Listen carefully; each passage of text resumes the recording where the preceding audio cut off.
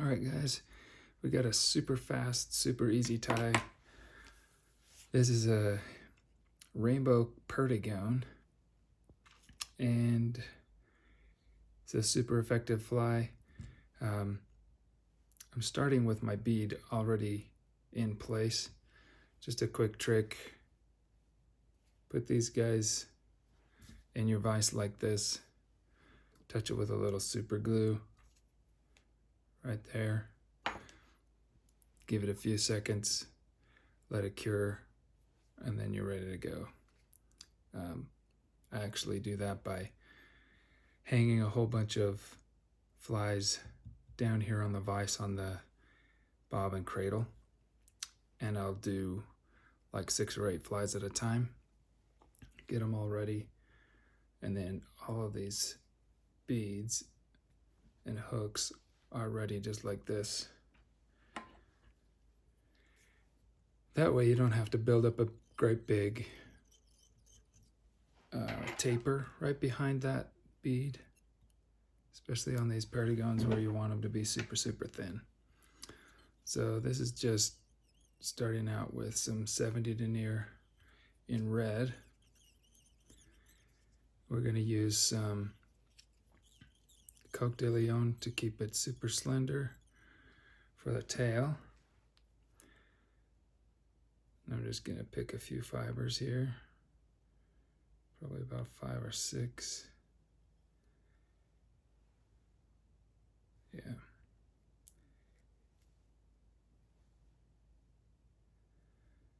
We're going to tie those in. We don't want them super long, but they don't have to be uber short either.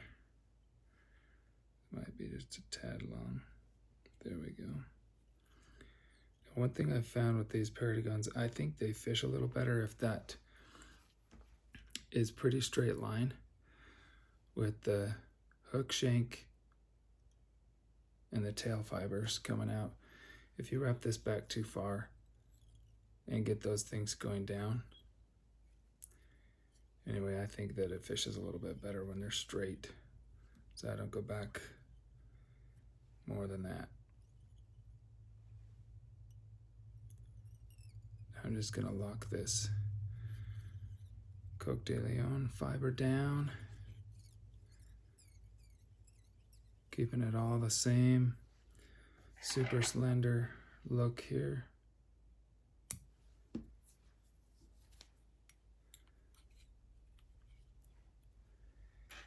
Last step on this fly, last material I should say, is just some of this Flashaboo. And I get this stuff in this rainbow color. Super nice. And I'm gonna start that right up here in the slot of the bead.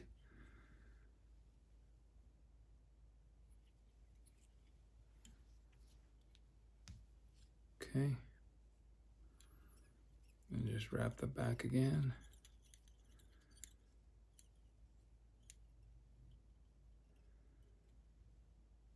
Now again, I'm trying to be careful not to go back too far to where I move that tail at all.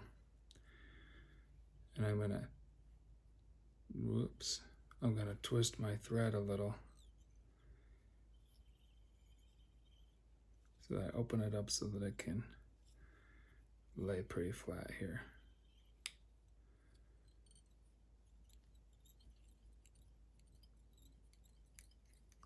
Okay, now we got that wrapped forward. Just want it to stay in place. And I'll use the bob and cradle, keep the thread out of the way.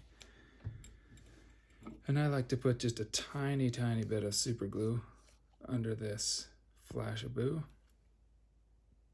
Doesn't need a lot, just a tiny bit. That actually might be slightly too much, so I'm just gonna take a little bit off with my fingers.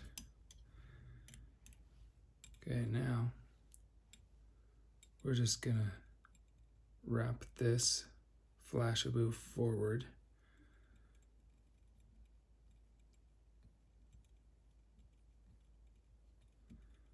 with the rotary function, it's a little easier. I didn't get any of my blues in there, so I'm going to come back just a little and then come forward again, just enough to get some of that blue right there. I want all of those colors in there.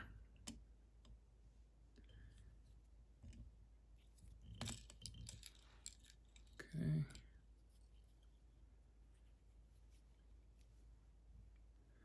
I'm just going to reach underneath with my left hand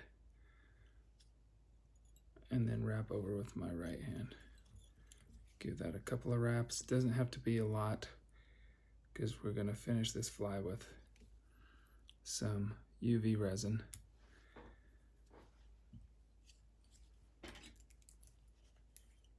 And again, UV resin, so you don't need a super heavy whip finish.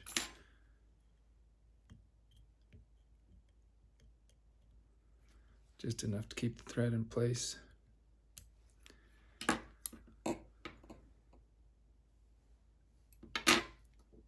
Now I'm going to flip it upside down.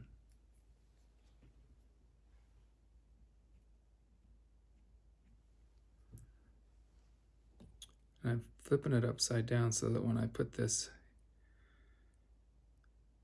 this is Loon Flow. When I put this UV resin on, I don't want it to gum up the eye of the hook, so I like to put it on upside down, then just move it around a little bit with the bodkin.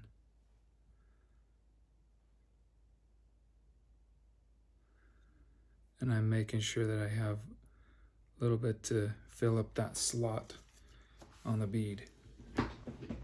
Okay, hit it with the light.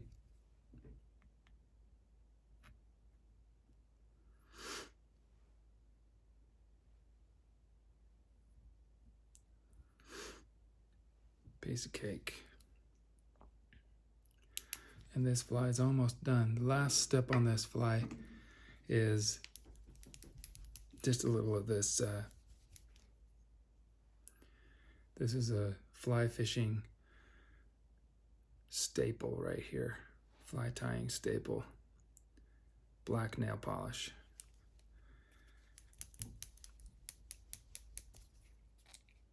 Okay, now with this guy, you don't want a lot of this stuff. This is just to make a little tiny black dot of a wing case on the back. So the way I do this, I don't use the brush, I use the little stick. I don't know, what do you call that? Anyway, just up here on the hard plastic, give it a little dot and then turn it over so it doesn't go anywhere other than on the back. Gravity will help you there. And that's it. That's the fly. These things will cure pretty well with the light, with that nail polish. So I'm just going to hit this with the light for a few seconds before I turn it back over, just to make sure it's got a little bit of a hard shell on the outside. It'll take longer to cure that polish all the way through, but this will at least get it so I can handle it and put it down in my fly box. And that's it. The Perdi-Rainbow. Perdigon in a rainbow color. I've also been doing this one in green, and I just used the hollow tinsel in green and also in brown and also in purple. But I don't have my purple to show you that I have the purple. Okay, there we go. Thanks for watching.